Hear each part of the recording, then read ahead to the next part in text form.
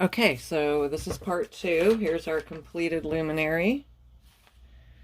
Get a little closer, since I don't know what I'm doing. Bear with me.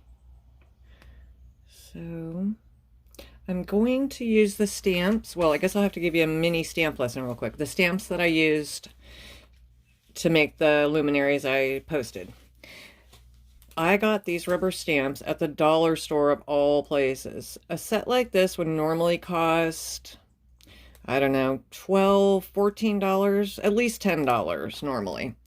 And normally old school stamps come wooden mounted like this. I prefer these because they're easy to store. You can see where you're stamping. They're cheaper generally.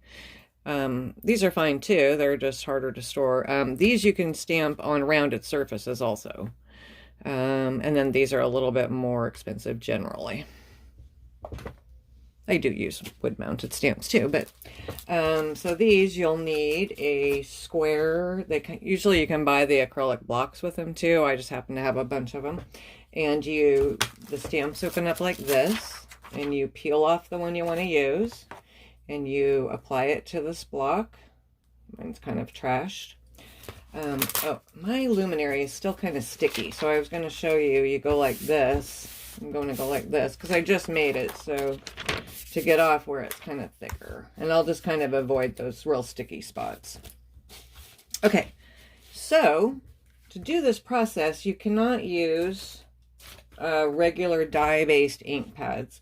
They dry too quickly and it just won't work. You have to have ink pads that are called pigment ink. And they're really squishy and very wet, almost like they have paint in them. And they stay wet a really long time, especially on the vellum.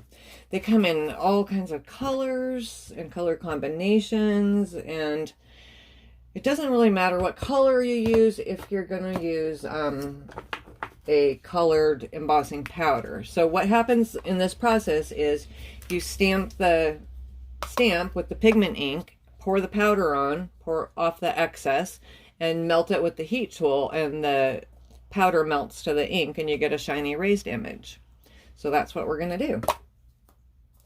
And so it doesn't really matter what ink you use. I just use one that I can see pretty good because I'm going to cover it up anyway with silver, gold, or black, or whatever. Again, those come in a ton of colors as well.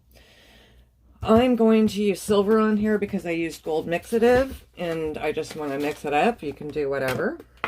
Okay. So I'm going to ink up my stamp. Oh, before I do anything, I use this little static puff. It's not super necessary if you don't have one. It just helps keep the powder off where we don't want it. Since this is kind of an abstract